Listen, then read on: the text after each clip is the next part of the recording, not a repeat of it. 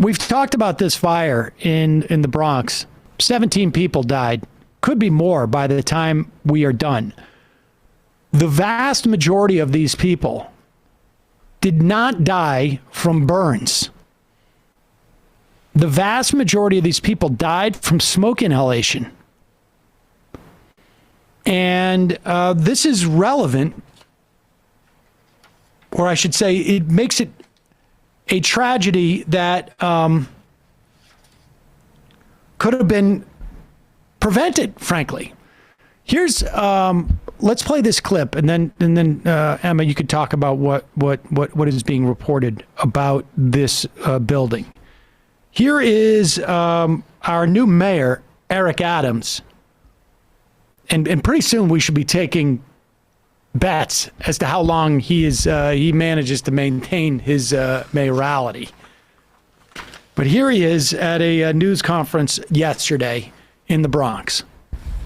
And if we take one message from this that Commissioner Nigro has mentioned several times, close the door. Close the door. That was embedded in my head as a child watching the commercials over and over again. We're going to double down on that message. My conversation with the chancellor this morning, we're going to send out communications to all of our schools and state that we want our children to receive the same level of reinforcement. Muscle memory is everything. And if we can drill that in, we can save lives by closing the doors, not only in the city, but across the entire globe. This painful moment can turn into a purposeful moment as we send the right message of something simple as closing the door. Now, this is so incredibly offensive. Mm-hmm. What he's talking about is, in New York City, there is a requirement that doors to apartments and doors that lead to hallways and stairways automatically close for this very reason.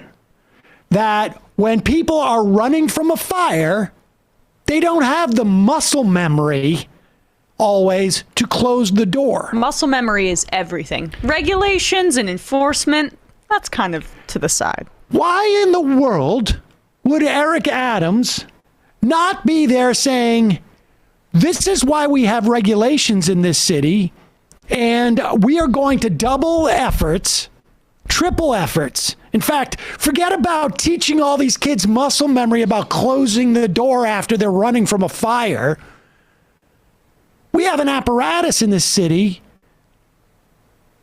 to enforce regulations that are there for safety. Emma, let's hear more about this landlord and exactly what they found here. Well, so this by the way, it's just a quick aside. It reminds me of when you're in school and they were teaching you about bomb threats and you were supposed to hide under your desk. Like that muscle memory would have saved all of us if a bomb actually was dropped on the school. So the landlord was named Rick Groper.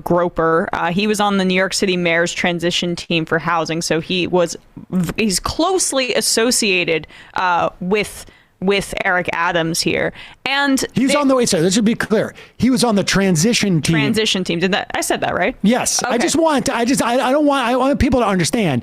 You don't get on the transition team just because you're an expert at being a landlord. No, you are a wealthy landlord who wants to remain close to the mayor for reasons like this, where he can deflect blame onto the victims of this fire as opposed to onto you. So they're also, if you can go back, Bradley, to earlier on in this thread by Ania Kazdalo. I totally butchered that, but there's a complaint history for this building, and this is just part of it. Shows that there have been multiple complaints that there is no heat in the building. Multiple from like December 2021. Which is why that this person was likely using a space heater. But say the heat was working fine and the person just likes a little toasty and they want to use a space heater. There also were other violations at this apartment complex, including with those very doors that Eric Adams was talking about there. So the building had multiple violations. The New York Post was reporting on this, and then Daily Beast backed them up. That inspectors had flagged that apartment block 6 times in 7 years for faulty self-closing doors. And it's also being reported that the sprinkler systems were faulty. This was a low-income area, and this landlord was cutting costs. And when you develop good relationships with powerful people like Eric Adams, things are let slide. Bradley, we were talking about this briefly before the show. I mean, this is commonplace. They are not held to account when they are close to power, and especially the apartment buildings are in areas like the Bronx. It's not going to, the powers that be aren't going to pay attention. You just saw that work right there. The mayor just said, well, you should have had the muscle memory to learn how to close the door. Then maybe 17 people, including 8 children, would not be dead right now. The fire department is also investigating reports, according to the Daily News, of a malfunctioning fire alarm system. Some stories that the alarm system went off regularly. In other words, when the systems go off regularly, what happens? When it goes off, people are less likely to respond to it. You learn to disregard it like the boy who cried wolf sort of situation.